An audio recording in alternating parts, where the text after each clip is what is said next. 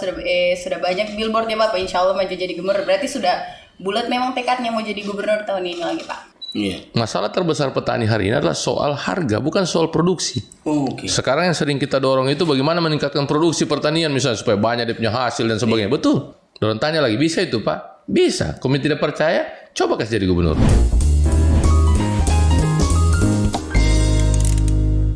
Assalamualaikum warahmatullahi wabarakatuh. Selamat datang di Saraba Channel. Sarapan dulu dong. Ya. Silakan minum Pak. Narasal ya. Nah, hari ini kita kedatangan tamu spesial ini. Beliau adalah apa ya? Kemarin beliau calon gubernur, tapi akan datang mungkin akan jadi gubernur. Amin, amin, amin. Beliau Insya adalah Allah. Bapak Hidayat Lama Karate. Ya. Apa kabar Pak? Alhamdulillah selalu baik. Selalu Iya. baik. Tidak pernah sakit berarti Bapak ini? Tidak, kabar itu tidak berkaitan dengan fisik. Baik itu berkaitan dengan hati. Nah, itu. Berarti kalau sekarang kan tidak baik-baik. Orang awal ke Subacur. Pak, kesibukan sekarang apa nih Pak? Saya kalau di organisasi PMI. PMI. Ya, sebagai ketua PMI provinsi. Oke. Dan kemudian kalau kesehari-hariannya lagi itu saya berkebun. Oh, berkebun. Ya, dan kemudian yang terakhir ya saya berkeliling-keliling silaturahmi dengan masyarakat untuk mendengar apa yang menjadi problem mereka dan kemudian menyampaikan kepada mereka tentang niat saya. Insya Allah mudah-mudahan ke depan akan mencoba maju lagi sebagai calon gubernur dan insya Allah sudah ditakdirkan kali ini Amin. untuk gubernur Sulteng 2024. Amin. Boleh dong berkeyakinan ya. Betul. Cuma saya itu bingung Pak, kenapa semua pejabat-pejabat kalau pensiun berkebun baik? Pak Longki berkebun juga, Iya. Pak Hidayat mantan wali kota berkebun juga. Ya ternyata di sana nikmat memang. Oh iya. Dan saya cuma ingin bilang bahwa teman-teman yang masih aktif, Oke. kalau bisa Kalau bisa berkebun juga. sebelum pensiun berkebun memang. Ya, sehingga sekarang ditanam begitu pensiun sudah berhasil kan begitu. Kalau saya masih menunggu hasil ini. Oh iya. Itu. Apa semua ditanam Pak? Ini bicara berkebun lah dulu. Ya, Enak ini. saya ada durian, ada mangga. Oke. Pokoknya semua tanaman-tanaman produktif. Ada jambu, ada kelengkeng, ada alpukat. Ya tanaman-tanaman yang bisa kita nikmati dan bisa kita bagi kepada orang lain untuk sama-sama menikmati itu kan. Oh iya. Amin, amin. Insya Allah. Yang paling bagus itu Bapak tanam kebaikan supaya Bapak bisa pilih 2024. Insya Allah mudah-mudahan. Amin. Pak, Bapak ini kan mantan ASN, Sekprov. Maksudnya kalau Sekprov itu kan sudah jenderalnya PNS sebenarnya. Ya. Lalu kemudian mengundurkan diri pada saat pemilihan kemarin itu perhitungannya bagaimana Pak? Aduh, rugi itu ada rumah jabatannya, ada insentifnya, ada tukinnya, ada banyak perjalanan dinas. Ya. Kenapa Bapak memilih mundur Pak? Karena sudah habis waktunya di situ. Ya, karena Allah sudah cukupkan waktunya di situ. Dan memang kita tidak bisa bertahan lagi. Karena kalau kita bicara soal jabatan, kita bicara soal siklus hidup kita. Tapi sesungguhnya ada hal yang kita lupa. Siklus hidupnya orang lain. Nah, siklus ini kan dia saling berganti, berputar dan berganti. Nah, siklus hidup saya maunya bertahan di situ. Tapi ada siklus hidup orang lain yang harus ada di situ pada waktu saya harus keluar dari situ. Nah, siklusnya orang itu yang mendorong saya keluar. Sehingga jawabannya waktunya sudah habis. Waktunya sudah habis. Iya. Orang lain lagi yang Orang lain harus ada di situ. bijak luar biasa. Terus Pak, kalau saya melihat Bapak ini kan kemarin itu waktu Bapak mundur, apakah dipengaruhi juga oleh orang lain atau memang keyakinan Bapak bahwa mundur saja, saya mau maju pilgub? Gerakan hati. Gerakan hati, Pak? Iya, gerakan hati. Jadi begini, pada saat itu, kemudian saya terpanggil ketika Pak Longki sudah berakhir masa jabatannya, 2 periode gubernur kan tidak bisa maju lagi. Iya. Saya merasa bahwa dalam perjalanan karir saya itu sejak dari awal sampai akhirnya jadi sekda itu waktu di mana Allah sudah berikan saya cukup banyak pengetahuan, banyak pengalaman tentang bagaimana berpemerintahan. Sehingga saya anggap bahwa itu adalah waktu yang tepat untuk saya berhenti dari sekda karena tadi itu sudah waktunya memang dan kemudian maju menjadi calon gubernur. Karena itu adalah ruang di mana saya bisa mewujudkan mimpi-mimpi saya yang dulu pernah saya tawarkan, pernah saya sampaikan untuk bisa dilaksanakan. Tapi hambatannya saya belum bisa membuat kebijakan, kan begitu? Betul. Sehingga waktu itu sempat juga Pak Longki bilang bahwa sudahlah nanti kalau kau gubernur baru kau laksanakan. Saya bilang insya Allah Pak, setelah Bapak saya akan maju jadi calon gubernur dan jika saya jadi gubernur saya akan jalankan apa yang ada dalam pikiran saya itu. Maka saya simpan dia jadi program. Nah itu termotivasi karena saya melihat bahwa ada masyarakat di sana yang membutuhkan hadirnya pemerintah yang betul-betul tulus, ikhlas mau bekerja buat mereka. Oh. Nah, itu yang menjadi dasar. Saya pikir sudah saatnya waktu itu. Oh. Tapi ternyata belum takdir. Oh. Nah, itu. Nanti kita coba lagi kan, namanya manusia berikhtiar tuh. Tapi saya suka Pak Hidayat ini karena saya kan sempat lama bawa honor di gubernur Pak, sekitar 5 tahun saya di Kesra lalu Pak. Nah, terus Pak Hidayat ini waktu itu kan masih asisten staf ahli sebelum jadi sekpro. Terus Pak Hidayat ini kan kalau dilihat kan dia kan pejabat tinggi, biar anak honor dia tegur semua. Jadi beliau ini memang kesehariannya suka bertegur orang atau memang itu pencitraan atau memang Pak? Itu memang bagian dari kebiasaan saya memang, karena bagi saya ada dasarnya. Bagi saya tidak ada satu pejabat yang bisa berhasil kalau dia bekerja sendiri. Dan yang kedua adalah hubungan manusia itu penting. Tidak boleh kita melihat orang itu karena strukturnya, karena posisinya. Yang kita lihat dia sebagai manusia. Jadi kita menyapa dia itu dalam rangka apa? Untuk menyambung silaturahmi. Karena yang terpenting itu adalah bagaimana kita menjaga silaturahmi. Kadang-kadang kan pejabat itu tinggi kepalanya. Betul itu. Ya, orang kayak Libyan nalangan tungolangi ya. Baru gelap kaca mobilnya. Itu. Riben 80. Bertemu dengan orang-orang kadang-kadang sudah susah senyum. Iya. Bahkan menyapa pun berat. Betul. Kan dia pikir dia yang harus disapa, dia yang harus ditegur dan sebagainya. Tetapi kemudian ya kita memang setelah terbiasa hidup seperti kan nyaman sekali. Karena jabatan itu hanya amanah yang Allah berikan secara bergantian nanti. Nah, kan begitu. Begitu kita dikasih amanah, bahagia betul orang di bawah kita. Karena kita merasa, coba kita jadi staff, tiba-tiba datang bos buat tegur. Dia bilang, apa kabar? Senang sekali hati kita. Kenapa hal yang baik yang orang lakukan, kita tidak lakukan. Ketika kita jadi pejabat. Kan begitu. Kadang-kadang banyak orang ketika dia di struktur bawah, dia kritik pejabat. Ini juga pejabat, tiada bertegur orang apa semua sombong dan sebagainya. Saya sering sekali begitu. Kamu gitu? Nah, saya berdoa semoga Kumi jadi pejabat.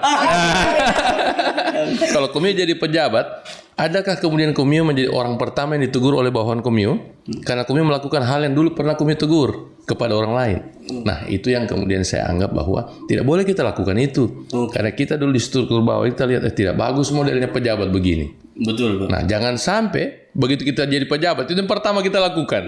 Yang tidak bagus kita pernah bilang dulu itu. Itu. Tapi biasa orang suka bertegur kenapa jadi gubernur ya?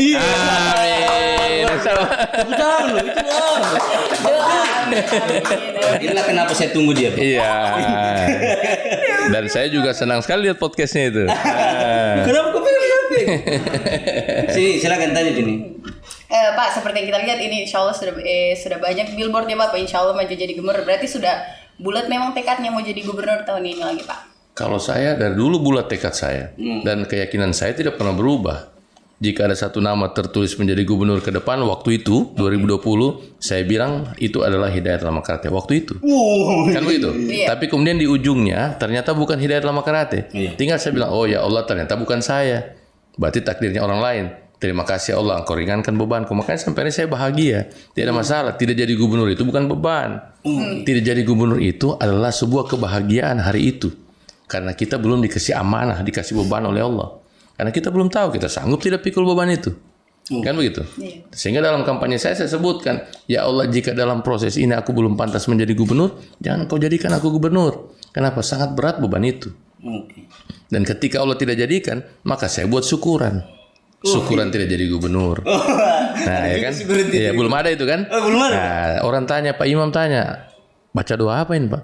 Doa syukuran tidak jadi gubernur. Dia bilang belum, saya bagaimana doanya itu? Saya bilang pokoknya baca doa syukur saja. Nah, pemahamannya bagaimana?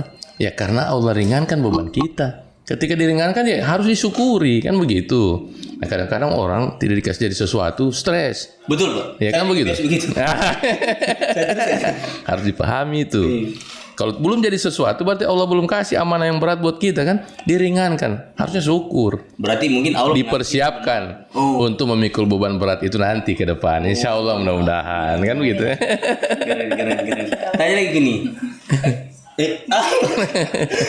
Kau sudah atur pertanyaan, kau bilang saya ini. Sudah diatur tadi, baru dia lupa. Atau Pak, biasa kan orang kalau habis maju gubernur begitu toh, terus satu kali gagal, dia sudah trauma Pak. Karena uang keluar ini, chain habis. Jadi kenapa Bapak masih mau? Soalnya kan Maksudnya uang Pak, gubernur Betul. itu kan mahal Pak. Betul. Mohon maafin Pak, saya Iya. kan kalau Bapak jadi sekprof lalu mungkin masih banyak uang Bapak. Sekarang saja saya mau bisa ganti juga. Iya. Dan saya senang sekali pertanyaan itu supaya saya bisa jawab bahwa dalam proses untuk kita maju sebagai calon gubernur atau apapun judulnya, sesungguhnya orang juga bertanya, apa modal Bapak hari ini? Iya betul Pak. So tiada kerja, tiada uang, tiada fasilitas, tapi bersemangat sekali mau jadi gubernur, kan begitu? Betul Pak. Modal saya itu satu, Oke. keyakinan kepada Allah. Kalau mereka-mereka yang punya materi itu merasa yakin bisa maju jadi calon gubernur karena fasilitas yang mereka punya, maka hari ini adalah materi yang menjadi kekuatan mereka. Oke. Kan begitu. Kalau saya sudah lewat itu. Ketika saya juga menggunakan materi sebagai kekuatan saya, tidak jadi saya gubernur. Maka hari ini yang saya pakai adalah, ketika semua yang tidak ada, yang saya pakai adalah keyakinan saya kepada Allah. Bahwa gerakan hati ini digerakkan oleh Maha Menggerakkan. Sehingga tidak saya khawatir sedikit pun. Dan saya yakin kalau saya punya takdir jadi gubernur, diawali dari calon gubernur, pasti Allah kirimkan orang-orang yang akan membantu saya untuk sampai pada posisi itu. Tapi Bapak di billboard itu bukan lagi calon gubernur. Insya Allah gubernur. Gubernur, iya.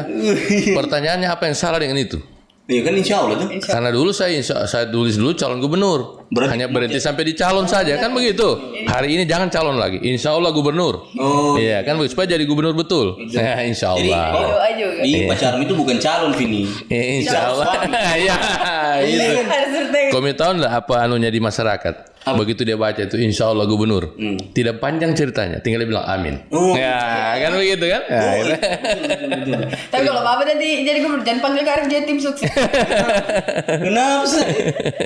Kak Arif bilang setiap mau podcast Pak Hidayat, tapi hari ini podcast.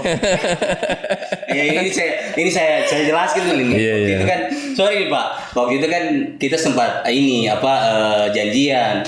Saya itu kan namanya juga masih muda toh Pak. Biasa emosi kan. Waktu itu kan saya tidak memahami posisi Pak Hidayat sebagai sekpro. Dia saya tahu lagi podcast Pak Hidayat dia janjian begitu. Betul begitu saya marah Pak. Tapi setelah saya dengar Akbar Supratman kakak baju hitam, dia bilang jangan sudah lupakan saja. Karena itu tuh orang baik. Iya baik memang sih. Karena kan saya taunya beliau baik. Cuma mungkin pada saat itu saya tidak memahami posisi Bapak sebagai sektor. Tapi siapa tahu Bapak mau jawab ada alasan lain kenapa Bapak tidak podcast saya lalu. Waktu podcast di itu Pak. Waktu Yang saya mau jawab cuma satu. Allah tidak izinkan kita bertemu hari itu. Iya. Itu kan rencana manusia. Tunggu kayak disalahkan terus Allah. Ya, Allah bukan disalahkan, tapi Allah itu menjadi acuan kita. Oh, siap. Itu kan rencana manusia. Betul Pak. Kan Komio berencana mengundang saya dan saya menjawab insya Allah. Iya. Nah, ketika tidak terjadi, hati-hati di situ. Kalau kemudian Komio menyalahkan manusianya, berarti Komio meyakini bahwa manusia bisa mengatur waktunya. Betul. Saya berjanji ingin datang kemana setiap waktu, tapi tidak bisa pergi. Saya bilang minta maaf, saya tidak bisa datang. Kenapa? Kenapa tidak bisa datang? Karena Allah tidak mengizinkan saya sampai ke sana. Makanya saya setiap sampai pada sebuah tempat, saya selalu bilang kita harus bersyukur kepada Allah karena Allah izinkan kita bertemu hari ini di tempat ini secara bersama-sama. Kalau Allah tidak izinkan tidak bisa, biar kita rencanakan. Kan begitu. Bapak religi. Dan saya juga tidak terlalu khawatir orang marah sama saya. Oh iya. Kenapa? Karena kemarahan orang itu wajar sebagai manusia. Berarti Dan biar dia ucapkan pun saya juga tidak marah, saya cuma bilang iya terima kasih. Dan itu menjadi koreksi bagi saya kan begitu. Tapi saya bilang ya Allah, Engkau yang tidak mengizinkan. nih. Gitu Waktu kira-kira. itu saya marah Pak. Kali ini saya tidak. Iya. Bapak ini religius nih. Tapi Bapak tidak mengambil jabatan strategis sebagai kayak ketua apa begitu kan banyak yang calon gubernur kan sekarang lagi ada ketua-ketua masjidnya apa. Tapi Bapak, Dulu sudah semua itu. oh sudah semua Pak. Sudah semua jabatan saya ambil dulu. Saya pikir dengan jabatan-jabatan saya akan sampai pada tujuan itu. Oh lalu berpikir begitu. Sudah. Bukan lalu berpikir begitu. Maksudnya semua lalu diberi semua jabatan itu. Oke. Dan saya merasa bahwa itu adalah jalan di mana saya bisa mendapatkan banyak ruang untuk bertemu dengan banyak orang.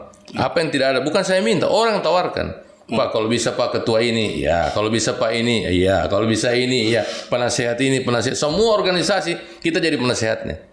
Dan waktu itu saya berpikir, kalau sudah sebanyak ini organisasi dan kita ada di dalamnya, apalagi yang kemudian tidak bisa kita bikin untuk jadi gubernur, kan begitu? Betul. Tapi ternyata ketika itu kita yakini, kita pahami, ternyata Allah berketetapan lain. Tidak tertulis nama kita jadi gubernur. Iya. Nah, kemudian setelah itu, hari ini semua tidak ada itu. Apakah kemudian kita menjadi lemah untuk jadi gubernur? Tidak, justru hari ini saya lebih bersemangat dibanding dulu. Oke. Dulu saya dalam semua posisi itu dibanding sekarang yang tidak ada posisi apapun kecuali PMI. Tapi keyakinan saya kuat sekali bahwa saya mau jadi gubernur ke depan ini. Oh, iya. Nah, itu. Itu amin ya. Ya. Amin kau dukung ini. Dukung, Pak, insya Allah, Pak. Insya Allah didukung. Ini juga beliau ini. Tapi Bapak tuh. Ya. Bapak di Saya cuma MI-nya, tidak ada himpunannya. Oh. Karena di semua tempat saya kuliah tidak ada organisasi itu. Oh. Kan D3-nya saya di APDN. Nah, S1-nya saya di Institut Ilmu Pemerintahan. Oke. Nah, S2-nya saya masih di Institut Ilmu Pemerintahan. MI saya mahasiswa Islam. Mahasiswa Islam saya. Cuma saya masuk di himpunan. Tidak masuk di himpunan. Lebih cerah juga Bapak daripada kita. Tapi Pak, kenapa Bapak memilih gubernur? Kenapa tidak wali kota atau DPR dulu, atau kenapa harus langsung tembak gubernur? Oke, saya jawab. Ih, Bapak jawab loh kalau Bapak jawab. 2013 saya sudah pernah jadi bupati di Banggai Laut. Jangan lupa loh. Saya 2 tahun menjadi bupati di Banggai Laut 2013 sampai 2015. Kan begitu. Kemudian 2015 Oktober sampai dengan 2016 Februari saya wali kota Palu. Kan begitu. Tidak tahu juga kan? Nah, itu saya wali kota Palu, PJ wali kota Palu namanya, ya. Apapun judulnya saya pernah. Jadi jabatan itu bukan soal berapa lama kita di situ, tapi soal berapa pernah kita ada di situ. Kan begitu. Untuk apa lama-lama di situ kalau itu pemahamannya cuma itu aja, kan begitu. Yang paling penting berapa pernah kita ada di situ. Artinya pengetahuan tentang bagaimana mengelola kabupaten sudah pernah. Itu wilayah yang terkecil di pulau-pulau dan terluar. Iya, Banggai mewakili wilayah kepulauan, kan gitu. Kemudian saya pernah menjadi pejabat wali kota 6 bulan memang. Jadi pejabat wali kota itu adalah mewakili wilayah perkotaan dengan semua problemnya, kan gitu. Iya. Kemudian terakhir saya Allah beri amanah sebagai sekretaris daerah Provinsi Sulawesi Tengah yang kerjanya mengurus 1,5 Sulawesi. Itulah sebabnya kenapa saya harus berpikir jadi gubernur. Karena saya melihat bahwa di gubernur ini, di provinsi inilah kemudian kita bisa membantu persoalan masyarakat bukan hanya di satu wilayah, tapi di beberapa wilayah yang ada di Sulawesi Tengah ini. Kewenangan itu ada di gubernur, pembuat kebijakannya di gubernur, makanya saya menjadi gubernur. Tapi kan maaf nih Pak, waktu itu kan cuma PJ, kan terbatas kerjanya. Tidak. Kalau PJ tidak terbatas, kewenangannya full sama dengan bupati yang dipilih ataupun Balantik bisa Pak? bisa.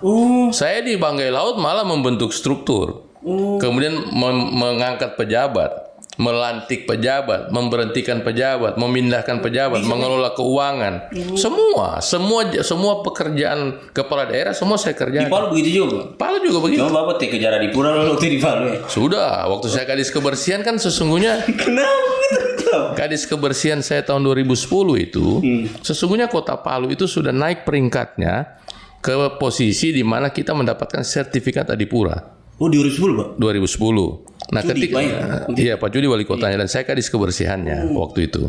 Kemudian sebenarnya 2011 itu adalah tahun di mana kita sudah bisa meraih Adipura sebenarnya hari itu. Cuman keburu saya pindah ke provinsi kan. Saya pindah ke provinsi dan dilanjutkan oleh teman yang lain. Oh iya. Sehingga gerakan itu menjadi berhenti. Saya pernah membuat gerakan dulu di Kota Palu namanya gerakan Palu Safe Green and Clean. Nah, mungkin kami pernah dengar itu kegiatan itu. Nah, kegiatan itu dikelola oleh kita Dinas Kebersihan menggerakkan seluruh masyarakat Kota Palu itu tanpa biaya. Tanpa biaya. Tanpa ada biaya di APBD. Sehingga saya pernah di hearing DPR dipertanyakan, mana mungkin ada gerakan yang begitu besar seperti ini dan tidak ada biayanya. Lantas biayanya dari mana? Saya bilang biayanya dari langit dan kerjanya digerakkan dengan hati. Nah, ketika itu dilakukan, maka ini bisa bergerak menjadi gerakan bersama. Anda boleh periksa DPA, tidak ada biayanya. 0 rupiah. Nah, tapi dia bergerak menjadi sebuah gerakan yang bergulir sampai ke tingkat RT dan RW. Sehingga kita dapat sertifikat Adipura hari itu. Tinggal selangkah lagi sebenarnya kita dapat Adipura. Nah gitu, kalau semangat itu dilakukan sebenarnya tidak susah untuk dapat Adipura itu. Nah itu, dengar. Nah itu. Ini maksudnya dengar ke masyarakat Kota Palu. Nah Pak, kalau insya Allah nanti Bapak jadi gubernur, amin. Insya Allah. Amin nih Pak. Kira-kira Pak, apa yang akan pertama Bapak kerjakan yang menjadi program skala prioritasnya Bapak? Yang jelas, kalau fokus saya nanti, kalau misalnya insya Allah Allah tetapkan menjadi gubernur, fokus saya itu di sektor pertanian, perkebunan, kelautan, peternakan, kemudian sektor kesehatan, pendidikan. Pendidikan. Kenapa sektor ini yang disentuh? Karena di sektor ini banyak masyarakat kita ada di situ. Kalau saya lihat data terakhir kemarin adalah 43,37% masyarakat kita bekerja di situ. Nah bayangkan kalau itu kita tidak fasilitasi, itu kita tidak prioritaskan, itu yang nanti menyumbang kemiskinan, menyumbang pengangguran, menyumbang persoalan-persoalan sosial lainnya. Oke. Nah sementara sektor-sektor lain, jasa, usaha, pertambangan dan sebagainya itu sektor-sektor yang dikerjakan oleh kelompok kecil masyarakat yang ada di Sulawesi Tengah ini. Nah itu nanti akan kita urus tersendiri, tapi fokusnya di 3, 4. Tapi itu penyumbang PAD terbesar juga, Pak? Tidak.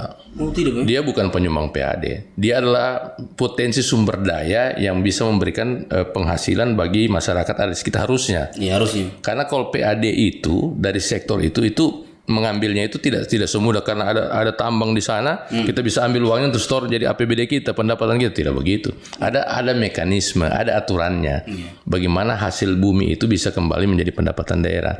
Tinggal yang dilakukan adalah bagaimana kita bermitra, bekerja bersama dengan para investor itu, menjaga mereka berinvestasi, melindungi mereka, meyakinkan mereka bahwa mereka aman berinvestasi, sehingga nanti kalau kemudian kita punya program yang tidak bisa dibiayai oleh APBD kita, maka kita bisa bekerja sama dengan mereka. Ini loh ada anggaran program saya yang saya mau laksanakan, tapi tidak ada dalam APBD saya. Bisa nggak Anda sharing? Misalnya ambil dari mana nih? Siapa yang siap tangkap ini? Nanti mereka kan, mau sini, masuk di sini dan sebagainya.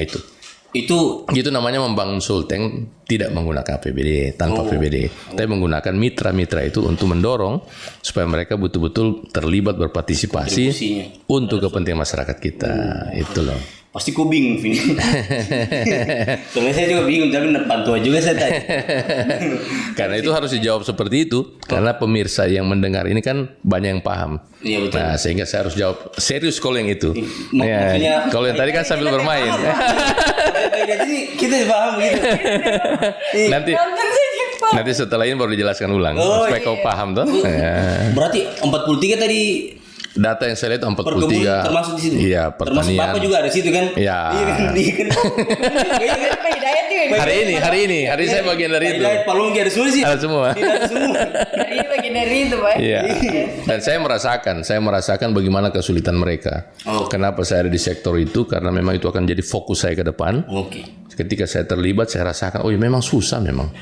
Saya datang ke masyarakat nelayan, saya lihat memang susah mereka. Ini kapan punya, Pak? Apanya? Kapan punya Bapak datang ke? Oh sering. Setelah tidak jadi gubernur, saya banyak berjalan, kan banyak waktu bisa jalan-jalan. Makanya sekarang kan saya jadi pengacara. Iya. Apa itu, Pak? Pengangguran banyak acara. Itu kira. Bisa juga itu, Pak. Soal pengangguran banyak acara, amplop lagi. Iya. Itu kira-kira. Kan masih banyak proposal masuk, Pak. Waduh. Tolong langsung pilih tema saya. Proposal pendidikan. Mau grup Anda Pak skripsi. Tapi saya kira itu normal-normal saja. Artinya masyarakat merasa bahwa inilah calon pemimpin kami dan kami berharap kalau bisa hari ini mereka minta difasilitasi dan dibantu. Ya selama kita masih ada rezeki kita bantu.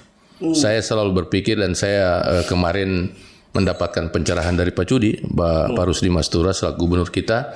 Dia bilang, nah satu waktu kalau kau misalnya ketemu orang, kau ingin membantu orang, jangan pernah kau rasa-rasa, jangan pernah kau ragu-ragu untuk memberikan bantuan pada orang itu. Berapapun yang kau kasih, jangan pernah hitung nilainya. Dan kemudian memang dari dulu saya lakukan dan kali ini saya juga tetap lakukan dan memang betul saya rasakan. Mungkin secara jumlah dia berkurang bahkan habis. Tapi kemudian pada akhirnya itu akan datang terus kepada kita. Karena kita bukan lagi memberi orang sebenarnya. Setelah saya sadari, saya pahami. Oh iya, bukan kita yang memberi kepada orang rupanya. Kita cuma Allah pinjam sebagai sarana, perantara untuk sampainya rezeki kepada orang. Sehingga setiap ada materi di kita bagikan kepada orang, maka akan datang lagi materi lain yang akan kita bagikan lagi kepada orang. Itu yang saya syukuri hari ini. Begitu, Pak. Iya, dan saya terus bisa berbagi hari ini. Bagaimana kalau Bapak kasih kita orang rokok? Nanti Bapak dapat rokok juga ini. Nah. Tapi begini, bagus itu tadi itu bagus. Bagus itu, cuman begini, saya ingin bilang bahwa jangan pernah kita berharap dari orang yang pernah kita beri. Karena misalnya begini, kalau Tuhan hanya memilih kita sebagai perantaranya untuk menyampaikan rezeki itu kepada orang, jangan pernah berpikir bahwa orang itu juga Tuhan pilih untuk menjadi perantara sampainya rezeki kita lewat dia. Tidak selalu begitu. Karena kadang kita kecewa, Pak. Nah, itu supaya tidak kecewa, jangan pernah berpikir begitu. Kita bersyukur saja kita Tuhan pilih menjadi perantaranya untuk bisa berbagi kepada yang lain. Kan begitu? Nah, untuk apa kita berpikir dia juga harus berbagi kepada kita? Tidak perlu, karena Allah akan berikan kepada kita dengan caranya lewat siapapun yang dia mau, kan begitu. Cara sebab ini nanti kalau dia bantu kita dibantu Allah dia. Ya. Bapak bantu Saraba, Bapak dibantu Sulteng. Iya. Amin. Iya. Terus Pak, kalau Bapak melihat ini kan tentu Bapak pasti mengikuti juga jalannya roda pemerintahannya Pak Gubernur saat ini. Iya. Kalau Bapak melihat hari ini bagaimana jalannya roda pemerintahan? Saya kira yang terjadi hari ini adalah proses di mana memang pemerintahannya akan berjalan seperti sekarang. Oke. Saya lihat program-program yang dijalankan, menurut saya kalau kita lihat data-data yang ada, banyak juga capaian-capaian yang berhasil yang dilakukan oleh pemerintahan hari ini. Nah, jadi memang ini menjadi poin penting bagi saya sebagai calon gubernur ke depan, melihat bahwa program-program yang berhasil kita lanjutkan, program-program yang belum maksimal kita maksimalkan, kemudian program-program yang masih perlu diperbaiki itu perbaiki. Jadi jujur harus kita katakan bahwa banyak hasil yang prestasi yang sudah dicapai, tapi ada juga pekerjaan-pekerjaan yang kemudian yang masih perlu dibenahi lagi, kemudian ada juga hal-hal yang masih perlu diperbaiki. Nah, itu menjadi catatan bagi kami calon-calon gubernur ini untuk menjadi program kami ke depan. Karena kan yang bisa menilai pemerintahan hari ini kan bukan pemerintahan itu sendiri. Tidak bisa pemerintah menilai dirinya sendiri. Yang menilai itu adalah masyarakat. Nah, sekarang kita tanya ke masyarakat, bagaimana menurut Anda pemerintahan hari ini? Menurut saya itu. Ya, kalau kita sekarang berposisi sebagai masyarakat, tentu kita berharap ada kegiatan-kegiatan pemerintahan yang kemudian yang menyentuh langsung ke kepentingan masyarakat. No, itu Bang maksudku. Nggak begitu? Iya, itu tadi saya bilang. Ya, karena memang masyarakat berharap itu. Ada pemerintah yang hadir membantu menyelesaikan masalah mereka. Contoh misalnya, masalah petani. Masalah terbesar petani hari ini adalah soal harga, bukan soal produksi. Sekarang yang sering kita dorong itu bagaimana meningkatkan produksi pertanian misalnya supaya banyak dia punya hasil dan sebagainya. Betul. Batanam dia seperti jagung, 5.000 hasil waktu baru batanam ini. Begitu tengah-tengah mau semua tua-tua jagung kurang 4.000 harga. Begitu dia panen tinggal 3.200. Kan begitu. Dan ini terjadi dan saya pernah rasakan tuh, saya tanam jagung. Waktu pertama saya tanam jagung harga jagung 5.000. Ya, buat tengah-tengah dia mulai babuah, alhamdulillah 5.000 ini kalau berhasil. Buat tengah-tengah babuah tinggal 4.500. Begitu menjelang tua tinggal 4.000. Begitu panen 3.700. Coba. Nah, sekarang kalau itu kemudian dia dirasakan oleh masyarakat, itu masih bagus jagung 3.700. Bagaimana yang petani cabai yang ada di Napu? Saya baru pulang dari Napu. Orang tidak panen lagi rica. Tinggal Rp500 1 kilo. Bagaimana caranya mau jual? Biaya produksinya berapa? Biaya anunya berapa? Saya baru pulang dari Napu beberapa hari yang lalu. Ada sebagian petani dia tidak panen lagi rica. Dia bilang, lebih mahal ongkos kerja daripada hasil yang kita dapat. Cabai 500, Bang? Iya, di sana. Jangan cabai-cabai itu. Tidak, harga di sana. Saya tanya kenapa tidak dipanen? Dia bilang mau dijual bagaimana, Pak? Nah, pemerintah harus hadir di situ. Karena kalau masyarakat sendiri yang disuruh mencari pasarnya, disuruh mencari solusi atas masalah itu, lantas di mana dia? Tidak kuat dia mau berhadapan dengan pasar, tidak kuat berhadapan dengan tengkulak dan sebagainya. Makanya harus didampingi pemerintah. Nah, pemerintah harus hadir di situ. Nah, yang begitu-begitu kira-kira. Betul. Kecil-kecil tapi menyentuh langsung persoalan masyarakat. Betul, Pak. Dan sebenarnya saya ada juga sedikit saya punya andil pemerintah ini, Pak. Biasanya kalau pemerintah itu bikin maaf ini, Pak. Iya, silakan. Ya, anggaplah bukan pemerintah. Iya. Iya kan saya takut jadi panggil di sana nanti. Duduk duluan dulu. Biasa kan pemerintah ini kan bikin semacam pelatihan-pelatihan, terus orang sudah bisa dilepas, Pak, tidak dicarikan pasarnya. Betul, itu selalu yang menghabiskan anggaran saja, Pak. Saya selalu waktu saya masih aktif dulu saya selalu bilang begini, program yang dijalankan ini selalu kita memberikan pelatihan kepada masyarakat untuk buat kue, pelatihan buat keterampilan A, B, C dan seterusnya. Dan kemudian setelah itu sudah terampil dia, so bisa dia bikin. Setelah dia bikin jadi, lantas ditanya siapa mau beli? Jual sendiri. Betul, Pak. Bayangkan, sementara mereka ketika dilatih, terampil, diharapkan dari keterampilannya itu dia bisa dapat uang dari situ. Kalau dia lagi mau jual sendiri, di mana dia mau jual? Kan begitu. Nah, ini yang juga kemudian menjadi tanggung jawab pemerintah. Siapkan mereka pasar untuk mereka bisa menjual hasil produksinya. Dan jangan biarkan mereka menunggu. Karena begini, masyarakat tidak bisa kasih menunggu lebih dari 1 minggu misalnya. Karena dia harus makan tiap hari. Kalau kue baru laku 1 minggu, berarti berapa hari? Dari mana uangnya dia? Nah, ini harus kita pikirkan. Siapa punya tugas itu pemerintah. Tentu ada pertanyaan berikutnya. Kalau kami jadi gubernur, bisa kami bikin itu? Insya Allah bisa. Kalau Komi tidak percaya, coba tes kasih jadi gubernur. Nah, kan begitu. Selama ini kan belum, kan kemarin belum jadi. Nah, jadi masih jadi konsep itu kan. Nah, kalau Komi masih ragu-ragu, coba tes. Kalau bisa jadi, kalau jadi gubernur, Komi lihat bagaimana saya bikin itu. Nah, itu untuk satu contoh kecil. Nanti kalau dia jadi, terus turun dulu. Ya, itu.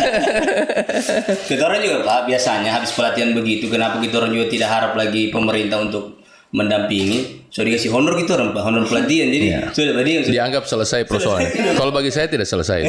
Bagi saya itu belum selesai. Kenapa? Karena yang kita harapkan adalah bagaimana masyarakat itu terberdaya secara ekonomi. Dari situ dia dapat uang. Intinya itu aja. Masyarakat sederhana saja.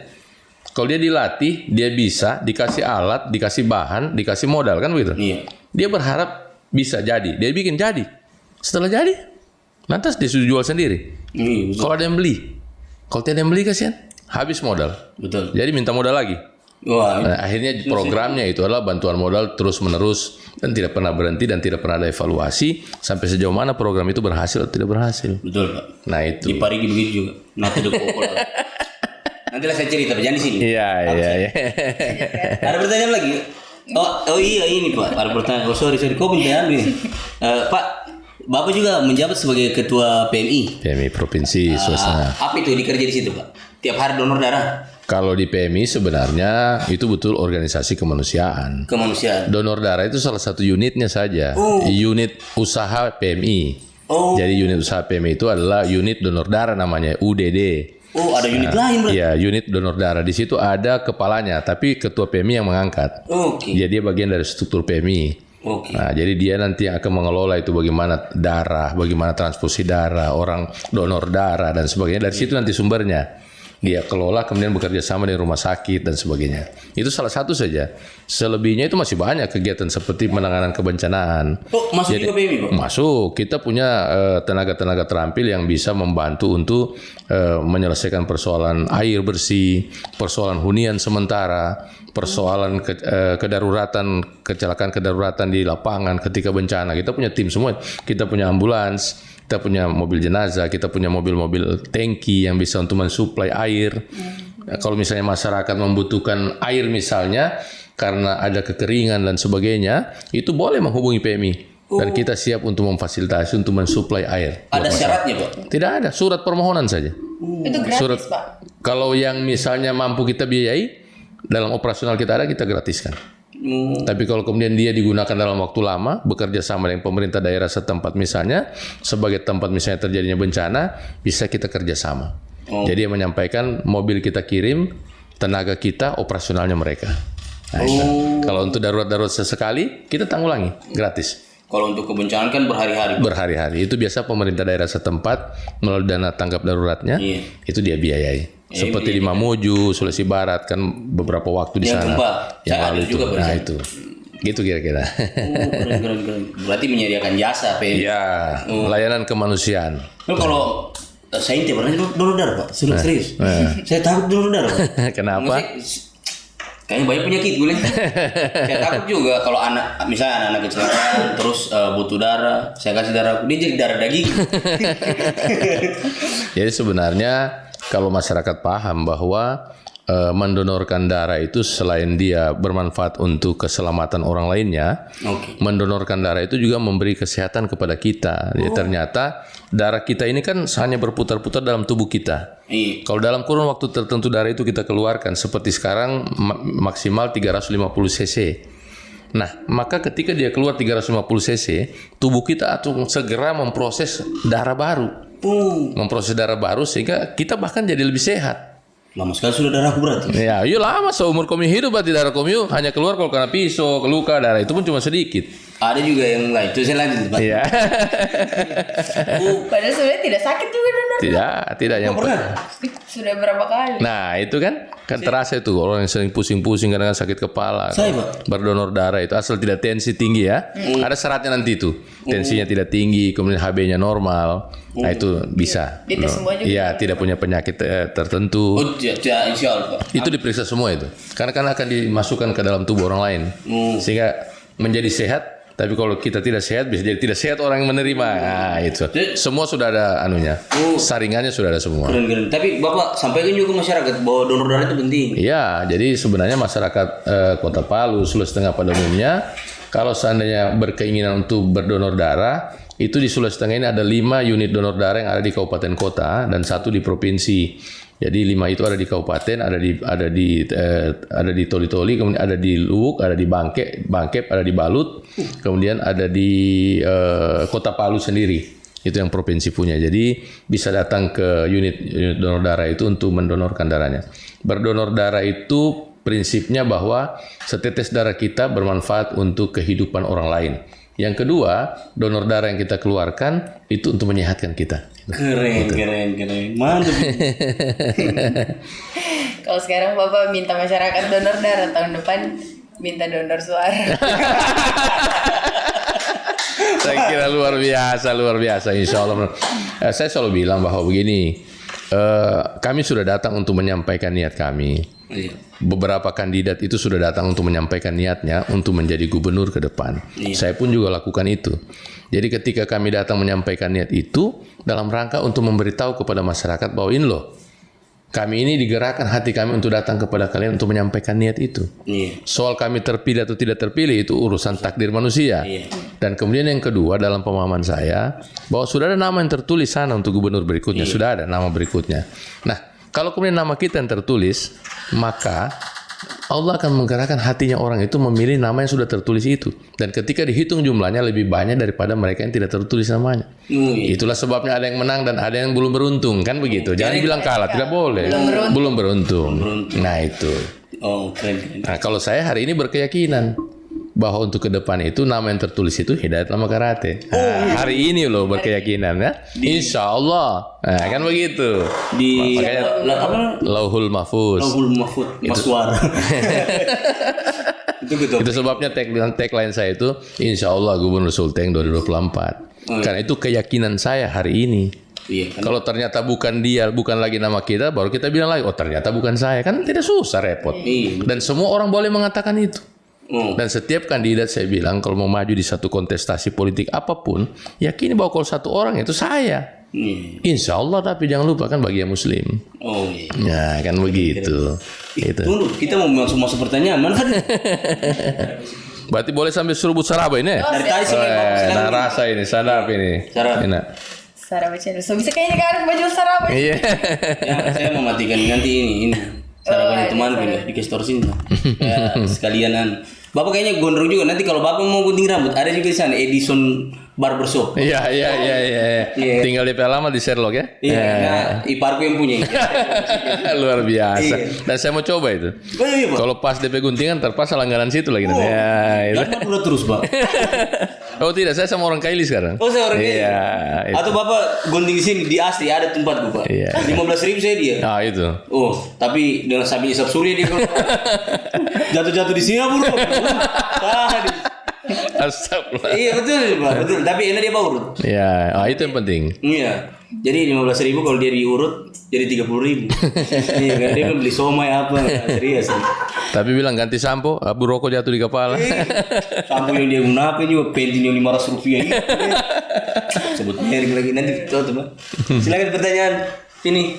Oke, sekarang kita ke pertanyaan ini, Pak. Dari M10 Fikri, kapan ke Kopi Palu? Oh iya, Kopi Palu di Sisa Jufri, Pak. Oh, Sisa Jufri. Saya infokan sih, ini kan Saib juga yang saya ini Bapak promosikan semua teman-teman punya, Pak. Ini yang punya nih, Pak. Ada mantunya Ustaz Sagaf. Oh ya, ini kan hari apa ini ya? Ini hari Senin. Insya Allah mudah-mudahan kita agendakan ya ke Kopi Palu itu hari Rabu lah. Insya Ya, Allah. hari Rabu. Saya ini gitu. Ya, oke ya. Kita ikut ya rame-rame ya. Hari Rabu. Oke, ya insya Allah. Semua kru. Wah, Oh, hari Rabu kita kemana? Ke Napu ya? Oh ya, Rabu ada acara ke Napu. Setelah 17 berarti. mau Ustaz. Karena tanggal 17 saya baru balik dari Doda. Kemudian setelah itu insya Allah kita agendakan ke Kopi Palu. Oke, terjawab ya? Iya. Insya Allah mudah-mudahan. Janjinya Pak Hidayat kita diajak ngobrol. Diangkat semua dengan kru. Kita pakai APBD tuh, Pak. Tidak pakai. Saya bukan sekro. Lanjut Fadli. Oke, lanjut. Ada pertanyaan dari 12 Eza Pratama. Beri dulu pertanyaan ke Bapak. Bagaimana nasib anak honor ke depannya, Pak? Sebenarnya ini bukan 12, yang ini Reza. Oh, Seolah-olah kayak DN mobil begitu.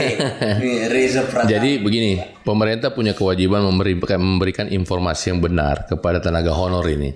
Jangan kemudian menjadikan mereka lagi sebagai alat untuk memberikan janji-janji yang sesungguhnya janji itu tidak ada kepastian bagi mereka. Saya kan hampir sekian tahun itu bekerja di birokrasi dan saya ada di posisi ini. Di posisi yang menangani tentang pegawai. Saya di BKD, baik di kota maupun di provinsi. Jadi saya ingin bilang kepada teman-teman tenaga honor bahwa kalau bagaimana nasib anak honor ini ke depannya, ini kan sangat tergantung dari kebijakan pemerintah. Ikuti terus apa aturan, ketentuan yang dibuat oleh pemerintah berkaitan dengan honor ini. Saya bahkan kemarin sempat dengar, katanya akan ada kebijakan penghapusan tenaga honor. Dan itu berlaku 2023. Begitu, setelah 2023 ini maka, tapi itu pun saya cuma dengar dari anak honor juga. Mereka yang sampaikan ke saya, Pak, bagaimana sudah nasib kami nih, Pak? Katanya, katanya ini, 2023 kami ini sudah mau diberhentikan semua. Saya bilang, saya tidak bisa jawab. Dan saya tidak bisa memberi jaminan kepada kalian, karena itu kebijakannya dari pusat. Jadi kalau ada yang bisa memberikan jaminan kepada anak honor, pokoknya tenang kamu, kalau saya jadi sesuatu, saya urus kamu, saya angkat semua kamu. Hati-hati. Karena dia bukan pembuat kebijakan di bidang itu. Karena yang mengeluarkan kebijakan tentang honorer ini dari pusat. Maka dulu tugas saya adalah selalu menjelaskan kepada honorer ini loh kebijakan terbaru tentang honorer. Supaya kamu tahu. Jadi kamu jangan terlalu banyak berharap apa semua kan. Saya akan tetap berjuang ini. Tapi kita berjuang. Kita berjuang setiap ke pusat. Kita bicarakan. Bagaimana sesungguhnya kebijakan ini. Jangan membuat mereka jadi galau di daerah. Karena jumlah terbesar itu ada di daerah. Dan kami yang menghadapi. Anda di pusat cuma buat kebijakan kan begitu. Hari ini buat kebijakan A, besok berubah jadi B. Nanti buat kebijakan lagi C. Kan kita yang susah di daerah kan menjelaskan. Nah, tugas pemerintah jelaskan kepada mereka. Sejelas-jelas. Iya, kalau hari ini saya ingin bilang bahwa BKD itu atau pejabat yang membidangi tentang ini harus mengupdate semua informasi tentang honorer ini supaya jangan kasihan mereka menghayal terus masih bisa diangkat. Padahal kan banyak ruang-ruang lain mereka bisa bekerja misalnya. Betul. Dia berpikir daripada saya bertahan sini mendingan saya pindah kalau tidak ada kejelasan kan begitu.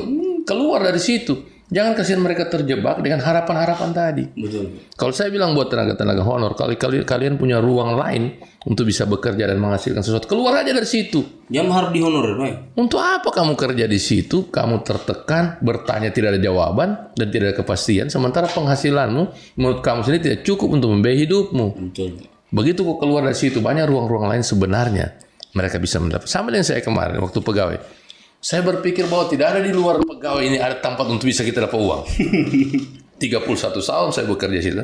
Tapi begitu berhenti, ternyata ya Allah di luar sana banyak sekali ruang yang bisa kita kerjakan, yang bisa menghasilkan dan bisa memberi kehidupan kepada kita kan begitu. Saya rasakan. Nah itu kamu kan rasakan kan? Pensiunan honorer. Nah itu dibikinkan nanti itu aturan kan pensiun kumpulan. Iya, saya pensiunan. Saya ketua komunitas pensiunan honorer.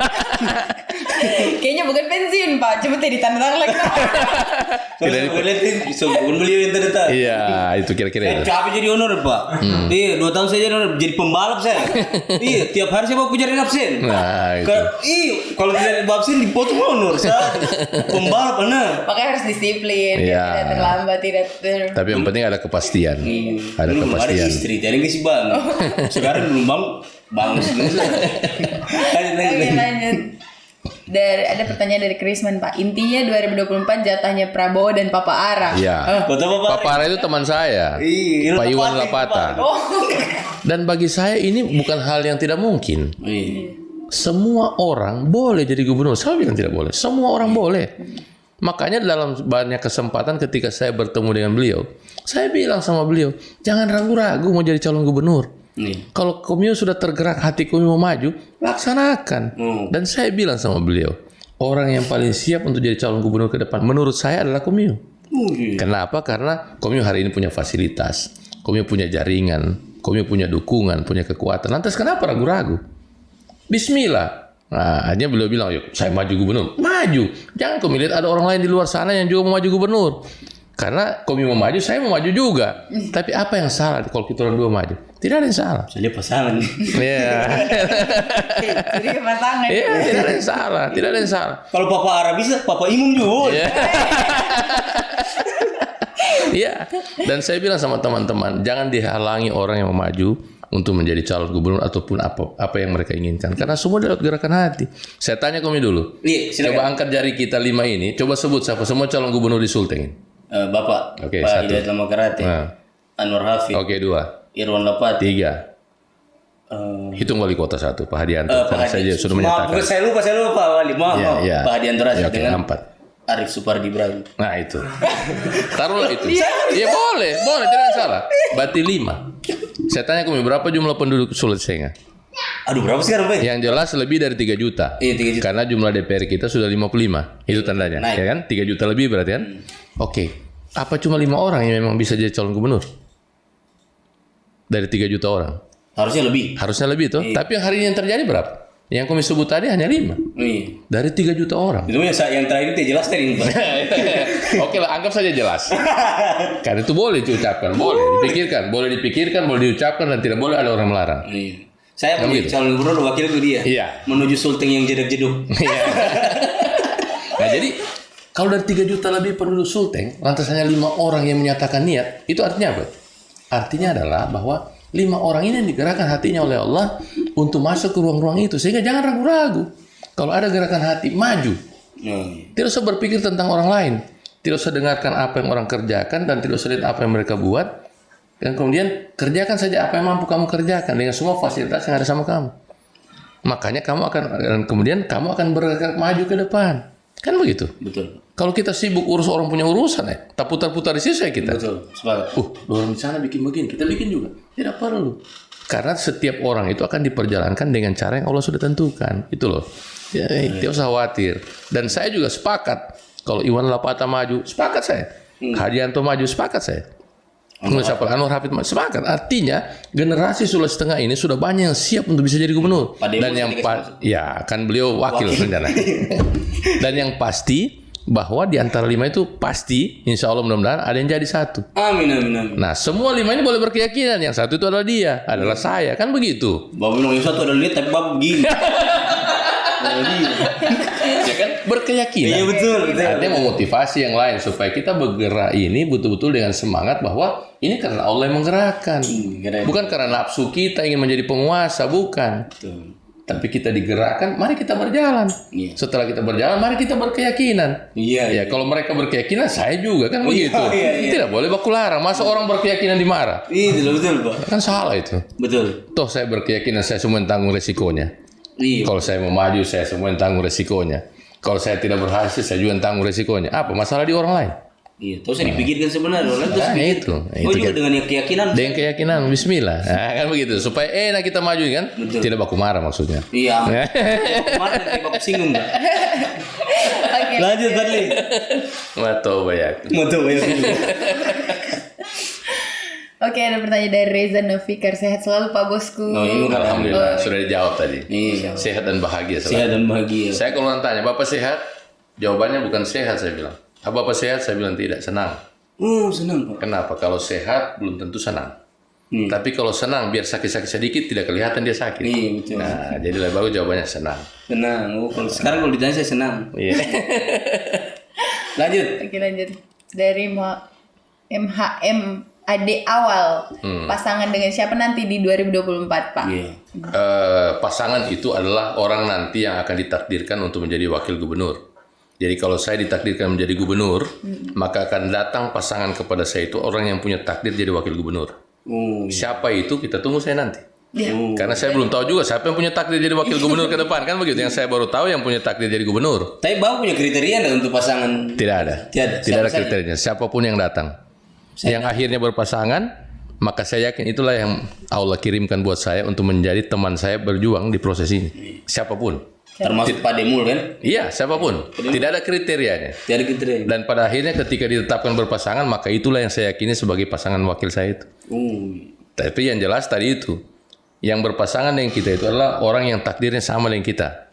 Oke. Kalau kita ditakdirkan jadi gubernur ke depan, maka pasangannya adalah orang yang ditakdirkan jadi wakil gubernur. Iya. Tidak mungkin saya punya takdir jadi gubernur dipasangkan dengan orang yang tidak punya takdir jadi wakil gubernur. Iya. Kemudian saya tarik dia bisa jadi wakil gubernur, tidak mungkin. Iya. Jadi takdirnya harus sama. Harus sama. Siapa itu? Terserah Tuhan nanti siapa. Terserah Allah dia mau kasih siapa. Semua saya terima. Saya juga bisa, Pak. Bisa. Tidak ada yang salah. Masuk Pak Honor kok ini. Omong jadi. Oh, PNS. Oke. Masuk kadis kominfo. Oh, ganti Om Anu Lemengkon. Oke, lanjut. Ada dari Muhammad Rahmat. Menurut Bapak apa yang harus dibenahi di Sulteng? Tadi saya sudah jawab mungkin ya. Yang harus dibenahi saya sektor pertanian. Iya, Pak. Pertanian, perkebunan, kelautan, peternakan, perikanan, gitu ya. Itu yang pendidikan. kemudian kesehatan, pendidikan. Tentu kalau ini dibenahi, ini akan membawa dampak pada pertumbuhan ekonomi masyarakat, kesehatan masyarakat, sehingga indeks pembangunan manusia Sulteng itu bisa lebih baik karena ditunjang oleh kesehatan dan pendidikan yang baik. Nah, kemudian pendidikan itu apa? Ya, pendidikan tentu berkaitan dengan bagaimana anak-anak sekolah ini, khususnya yang masuk dalam kewenangan kita di provinsi, bahkan yang di kabupaten kota, kita jaminkan bahwa pendidikan gratis bagi masyarakat itu harus terwujud. Jangan hanya jadi janji-janji politik saja. Dan bagaimana caranya? Caranya adalah jadi saya gubernur dulu. Baru saya bikin, kan begitu. Daripada tidak apa-apa dikasih tahu juga, cuma maksudnya sudah sering saya kasih tahu. Lalu juga saya sudah beritahu masyarakat, tapi orang belum pilih kita. Nah, ke depan ini yang jelas pendidikan gratis itu harus dilakukan. Kemudian kesehatan, dipastikan bahwa semua masyarakat Sulawesi Tengah itu bisa mendapatkan layanan kesehatan. Bagi mereka yang tidak mampu, itu akan ditanggulangi oleh pemerintah secara gratis. Mereka tidak perlu membayar BPJS-nya, pemerintah akan menanggung itu. Insya Allah. Dorong tanya lagi, bisa itu Pak? Bisa. Kalau tidak percaya, coba kasih jadi gubernur. Baru saya buktikan. Ya gitu kira-kira. Dan saya sudah punya konsep tentang itu. Kenapa? Dulu sebenarnya sudah dilaksanakan ketika saya menjadi sekda. Tetapi kan saya belum bisa memutuskan karena saya belum pembuat kebijakan. Konsepnya sudah ada, saya sudah tawarkan, cuma belum bisa dilaksanakan. Nah, kalau saya jadi gubernur tinggal menjalankan konsep itu. Dan saya jaminkan bahwa masyarakat Sulawesi Tengah itu nanti tidak akan ada lagi yang terbengkalai ketika mereka berurusan dengan urusan kesehatan. Kalau toh juga akhirnya nanti mereka tidak terfasilitasi karena memang tidak terdata dan sebagainya, dan mereka sakit dan tidak bisa dapat pelayanan, pemerintah yang berkuasa itu akan menanggulangi. Sambil dicarikan jalan bagaimana mereka bisa ditanggulangi menurut aturan yang ada itu. Yang jelas BPJS gratis akan sampai ke masyarakat. Itu bukan cuma program saja, tapi akan kita wujudkan. Lagi-lagi kalau tidak percaya, kasih jadi saya gubernur. Nah, kan begitu. Karena semua jadi janji saja ini kan. Iya. Nah, nanti itu. dibuktikan. Buktikan. Buktinya Nanti. Kalau misalnya ada yang masih kemudian merasa ini tidak betul, datang. Sampaikan, kami ini Pak ada masalah skin. Ayo datang sini. Apa masalahmu? Hari itu juga kita selesaikan. Ya, jangan kita biarkan mereka terlalu lama dalam masalahnya, kan kesian. Mereka masyarakat yang susah, sudah tidak punya orang untuk mereka bisa datang kemana menyampaikan keluhannya. Kalau pemerintah lagi sudah tidak dengar juga, lantas kemana dia? Maka dia berpikir pindah saja dari daerah ini kan, pindah ke tempat lain kan begitu. Tetap juga harus urus di Dukcapil lagi. Itu kira-kira. Berhubungan pemerintah lagi. Oke. Dari Ilham Tahir, kalau Bapak kedepannya terpilih sebagai gubernur Sulteng, langkah apa yang pertama Bapak lakukan? Ya, saya kira sampai sama ya. Sama ya. Kita lanjut. Ada dari Dwi Halik. Dengan situasi politik saat ini dan dengan adanya Pagup di Partai Gerindra, bagaimana sikap? Iya, sikap saya. Yang jelas begini, keberadaan Pak Rusdi Mastura sebagai Ketua Dewan Penasihat Gerindra itu adalah kekuatan bagi Gerindra. Iya betul. Karena selain Pak Rusdi Mastura ada Pak Longki Janggola sebagai ketuanya, yang juga adalah mantan gubernur. Dan posisi saya di situ adalah sebagai kader Gerindra yang dibuktikan dengan kartu tanda anggota. Kemudian yang kedua, istri saya anggota DPRD provinsi dari Dapil Banggai Bangkep Balut dari Partai Gerindra. Jadi kalau dilihat ini situasi politik saat ini dengan adanya Pagup di Gerindra, bagi saya itu menjadi kekuatan. Bagi Gerindra. Bagi Gerindra. Iya. Kekuatan. Kenapa? Karena akan ada proses politik ke depan yang memperkuat posisi Gerindra, di mana Pak Gubernurnya ada sebagai Ketua Dewan Penasehat, Pak Longki mantan Gubernur sebagai Ketua DPW Gerindra, dan kemudian struktur di bawahnya, dan saya juga bagian dari kader Gerindra yang sekarang ini sementara bekerja untuk Gerindra. Saya juga bekerja untuk Gerindra hari ini. Iya, betul. Ya, sebagai anggota kader yang dibuktikan dengan KTA itu, saya bagian dari itu. Dan saya tidak ada masalah dengan adanya Pagup di Gerindra itu. Mungkin yang dia pertanyakan ini Pak, kalau kemudian Gerindra memilih Pak Cudi lagi untuk mencalonkan diri sebagai gubernur. Tidak apa-apa. Itu kan hak partai. Kan saya ada di Gerindra ini dalam rangka untuk menunjukkan konsistensi saya di Gerindra. Kenapa? Karena selama ini kan ketika saya berhenti kemarin, maka partai pertama yang mengusung saya jadi calon gubernur adalah Gerindra. Oh. Nah, ketika Gerindra mengusung saya sampai jadi calon gubernur dan belum berhasil, dan istri saya bisa menjadi anggota DPR dari partai Gerindra, maka tidak ada pikiran saya untuk keluar dari Gerindra, apapun kedudukannya. Kalaupun ada Pak Rusdi Mastura di posisi struktur Gerindra hari ini, dan kemudian Allah sehatkan beliau dan kemudian bisa mencalonkan diri kembali menjadi gubernur ke depan, maka pada saat itu ketika saya juga berkeinginan untuk menjadi calon gubernur dan tidak bisa diakomodir oleh Gerindra, maka dari situ baru saya mencari jalan lain. Tapi tidak sekarang. Oh. Nah, dan saya juga sudah bicara dengan beliau bahwa jika nanti ternyata beliau kemudian tidak lagi mencalonkan diri, maka saya adalah kader yang siap untuk maju calon gubernur ke depan. Saya sudah dicalonkan, Bapak siap? Saya siap untuk mencari jalan lain. Yang jelas hari ini saya tidak berkhianat terhadap Gerindra. Betul. Saya ditawarkan beberapa partai untuk pindah. Tapi kemudian saya bilang tidak ada alasan saya untuk pindah dari Gerindra. Karena sampai dengan hari ini saya masih tetap kader setia Gerindra. Nah itu pertanyaan memang muncul, bagaimana nanti kalau seandainya? Tidak apa-apa.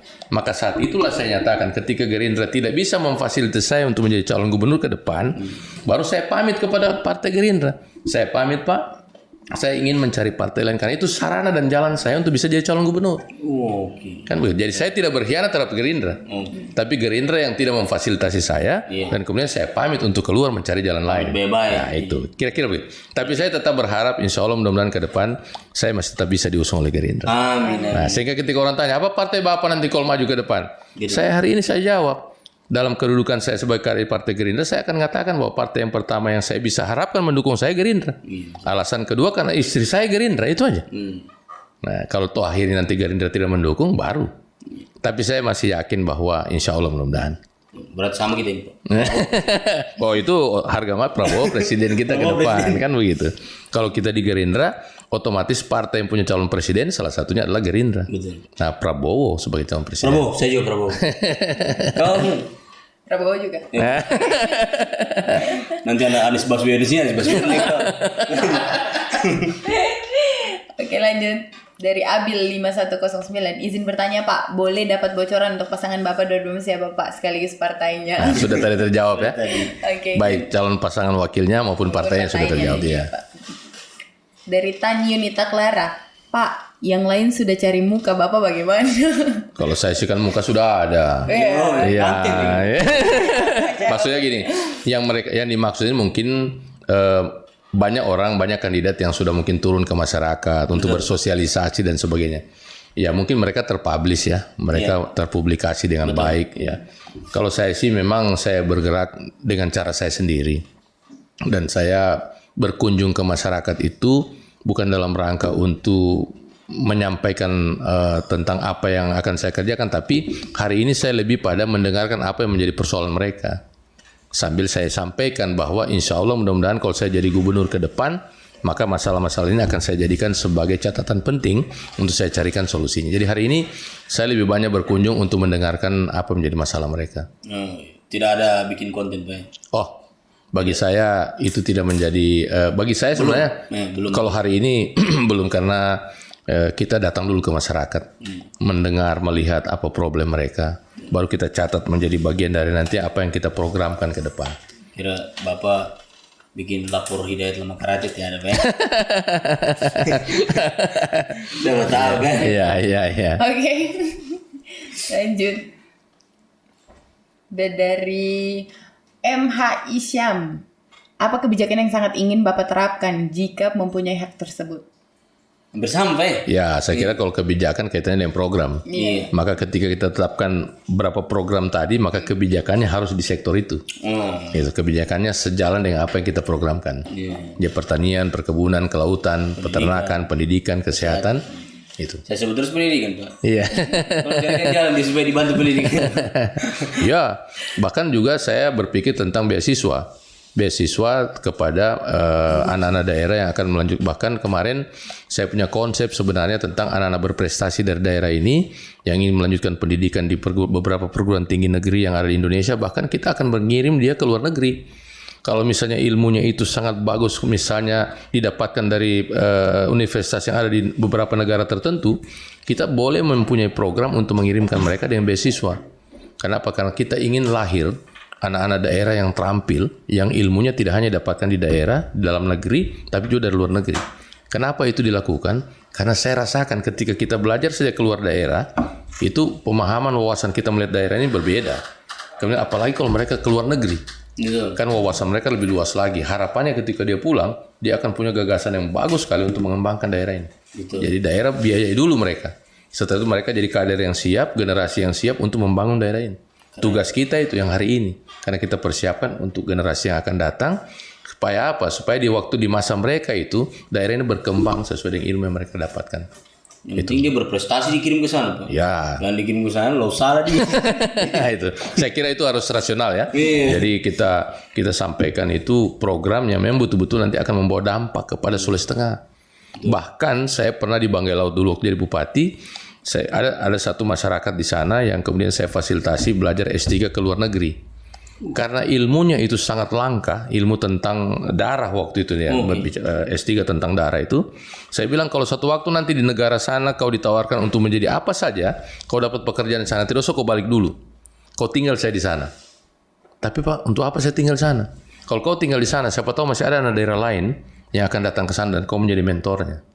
Kalaupun kau ditarik di Jakarta dan kau bisa bekerja di Jakarta, kau tinggal di Jakarta. Karena ilmu itu memang cocok ada di sana. Kenapa kau ada di sana? Ya itu tadi maksudnya. Nah ini yang kita harapkan ke depan banyak dari Sulteng, kita akan lahirkan yang begitu-begitu. Betul. Nah gimana caranya lagi-lagi? Kalau jadi gubernur kita wujudkan. Insya Allah. Mudah-mudahan. Kalau dia percaya kasih jadi gubernur. Iya. Lanjut Berli. Lanjut. Habis. Habis. Pak, terima kasih nih Pak sudah mau bincang-bincang dengan. Maaf ini saya buat menunggu Pak. Saya harus ini Pak menunggu ini dari kita hari satu ini karena dia lagi galau ini Pak karena. Tapi saya ingin jawab bahwa kalau tadi kita mulai mungkin tidak semeriah ini acaranya. Betul. Justru karena waktunya tepat Tuhan kasih kepada kita, maka acaranya jadi mengalir seperti ini. Karena waktunya lebih enak kan begitu. Memang jadi tidak ada yang salah. Tidak ada yang salah. Iya. Tapi saya tetap minta maaf karena saya membuat Bapak menunggu. Mungkin Pak, ini kan lagi Pak, kasih dulu sedikit dia, ini lagi LDR dia Pak dengan insya Allah suaminya. Saya mau lagi bilang calon suami, insya Allah suaminya. Apa yang kau khawatirkan dengan suamimu? Masih jalan ini? Masih Pak, masih. Apa enggak? Ini siapa tahu kok masih kan nanti bisa beri dia kekuatan. Iya, bukan apa yang kau rasakan dan kau khawatirkan dari problem dari situasi ini? Maksudnya saya coba. Takut apanya? Mungkin dia berpaling apa? Oke. Saya cuma ingin kasih tips satu saja. Ketika ada ketakutan dalam hati kita karena dia ingin berpaling dan sebagainya, itu kan kekhawatiran manusia. Kekhawatiran manusia terhadap sesuatu. Kau punya rasa kemelekatan terhadap dia terlalu tinggi.